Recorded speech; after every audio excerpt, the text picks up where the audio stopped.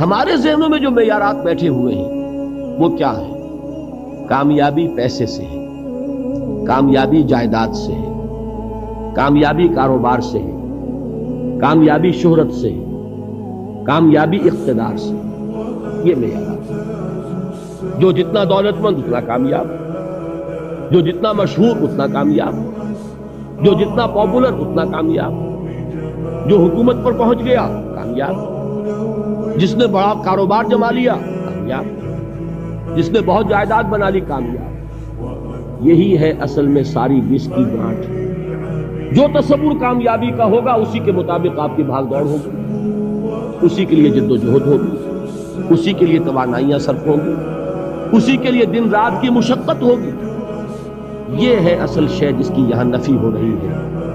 کامیابی دولت سے نہیں، کامیابی شہرت سے نہیں، کامیابی اقتدار اور طاقت اور حکومت سے نہیں، بلکہ کامیابی ہے ایمان سے، عمل صالح سے، تواصی بالحق سے، تواصی بالصبر سے۔ آپ غور کیجئے اس نقطہ نظر کا، اس ایٹیچیوڈ کا، یہ جو مینٹل ایٹیچیوڈ ہے، اس کا بدل جانا ہی انسانی شخصیت کے اندر انقلاب برپا ہے۔ اب آپ کا نتیجہ کیا نکلا؟ اگر تو دولت سے کامیابی ہوتی تو قارون بہت کامیاب تھا، اگر حکومت سے کامیابی ہوتی تو فرعون اور نمرود بہت کامیاب تھے۔ کامیابی ان سے نہیں ہے۔ کامیابی انسان دولت میں قارون کی دولت تک پہنچ جائے اور دنیا میں دبدبہ اور اقتدار اور سلطنت اور حکومت کے اعتبار سے وہ نمرود اور فرعون کا مقام حاصل کر لے، وہ ناکام ہے، خائب ہے، خاسر ہے، برباد ہے۔ اور ابو ذر غفاری کامیاب ہے، چاہے ان کے پاس کچھ نہیں، جھونپڑی تک نہیں، کوئی گھر نہیں۔ حضور نے فرمایا ہے اللہ کے کچھ بندے ایسے ہوتے ہیں جو کسی محفل میں جانا چاہیں تو انہیں اجازت نہ ملے، جو کہیں اگر رشتہ کرنا چاہیں کوئی ان سے رشتہ کرنے کو تیار نہیں، کہیں کوئی سفارش کرنا چاہے تو ان کی کوئی بات ہی نہ سنے۔ لیکن اللہ کے ہاں ان کا وہ مقام ہے کہ اگر بھولے سے بھی کسی بات پر قسم کھا بیٹھتے تو اللہ ان کی قسم کی لاج رکھتا۔ یہ ہے فرق، یہ جان لیجیے اچھی طرح۔ اس بات کا مان لینا آسان، اس پر سبحان اللہ کہنا آسان، لیکن اس کے مطابق آپ کے اپنے ذہن کا بدل جانا بہت مشکل ہے۔ اس لیے کہ ہم متاثر ہوتے ہیں اپنے ماحول سے۔ وہ بڑا محل ہے، دیکھ کر ایک دفعہ جھجری آتی، وہ بڑی سی 20 فٹ لمبی کار سناٹے کے ساتھ آپ کے پاس سے گزر گئی۔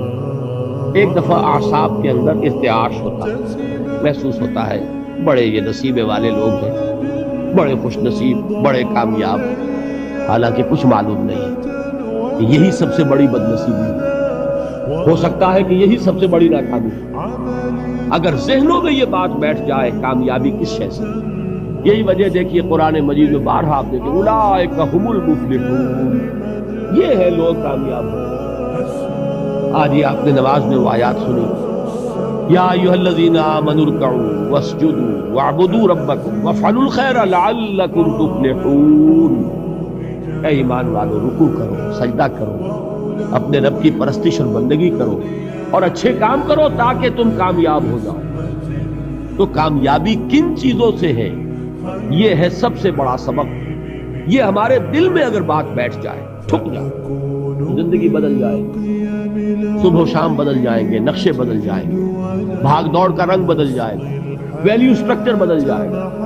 آج وہ ایک چیز نہایت اہم نظر آ رہی ہے، کل نہایت غیر اہم نظر آئے گی۔ جیسے کہ حضور کی حدیث ہے مالی ولی الدنیا، مجھے تمہاری اس دنیا سے کیا سروکار ہے، انما مثلی کراکب استظل تحت شجرۃ ثم راح فترکها، میری مثال تو اس سوار کی سی ہے جو تھوڑی دیر کے لیے ایک درخت کے سائے میں ٹھہرتا ہے سستانے کے لیے، پھر وہ اپنا راستہ لیتا ہے، اسے اس درخت سے مستقل تعلق اس کا نہیں ہے، وہ اس کا گھر نہیں، وہ اس کی منزل نہیں۔ اسی طرح یہ دنیا میرا گھر نہیں ہے۔ اب دیکھیے ہم کہتے ہیں انا للہ و انا الیہ راجعون، ہم تو مسافر ہیں، ہم اللہ کے پاس سے آئے، اللہ کی طرف ہمیں لوٹ جانا ہے۔ کن فی الدنیا کانک غریب و عابر سبیل، حضور فرماتے ہیں دنیا میں ایسے رہو جیسے کہ تم اجنبی ہو یا راہ چلتے مسافر۔ لیکن یہ طرز عمل کب ہوگا؟ جبکہ یہ آیت ہمارے ذہنوں کے اندر بیٹھ گئی ہو، وَالْعَصْرِ إِنَّ الْإِنسَانَ لَفِي خُسْرٍ إِلَّا الَّذِينَ آمَنُوا وَعَمِلُوا الصَّالِحَاتِ وَتَوَاصَوْا بِالْحَقِّ وَتَوَاصَوْا بِالصَّبْرِ۔ یہ ہے اصل بات جو میں نے عرض کیا تھا کہ میں بتاؤں گا صحابہ کیوں ایک دوسرے کو یاد دلاتے، اس لیے کہ دیکھیے جیسے برف باری اگر ہو رہی ہو، آپ باہر نکلیں گے تو برف آپ کے کپڑوں پر جم جاتی ہے نا، تو آپ جھٹکتے ہیں کپڑوں کو تاکہ برف ہٹ جائے۔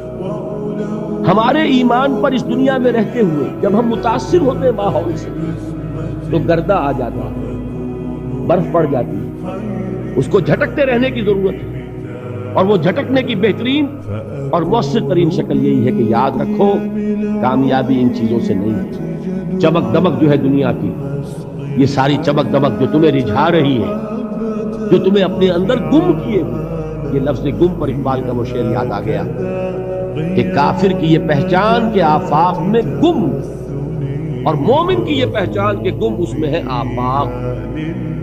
تم گم نہ ہو کر رہ جاؤ اس میں، مبہوت نہ ہو کر رہ جاؤ، مرعوب نہ ہو کر رہ جاؤ، دنیا ہی کی محبت تمہارے اوپر ڈیرے نہ ڈالے، تمہارے دلوں کے اوپر مسلط نہ ہو جائے۔ لہذا تازہ کرتے رہا کرو، وَالْعَصْرِ إِنَّ الْإِنسَانَ لَفِي خُسْرٍ إِلَّا الَّذِينَ آمَنُوا وَعَمِلُوا الصَّالِحَاتِ وَتَوَاصَوْا بِالْحَقِّ وَتَوَاصَوْا بِالصَّبْرِ۔ پھر یاد کر لو، پھر تازہ کر لو اپنے اس یقین کو کہ کامیابی دولت سے نہیں، کامیابی ثروت سے نہیں، کامیابی اقتدار سے نہیں، کامیابی شہرت سے نہیں، کامیابی جائیداد سے نہیں، کامیابی ہے ایمان سے، کامیابی ہے عمل صالح سے، کامیابی ہے تواصی بالحق سے، کامیابی ہے تواصی بالصبر سے۔ یہ چار چیزیں ہیں کہ جو کامیابی کے لوازم ہیں۔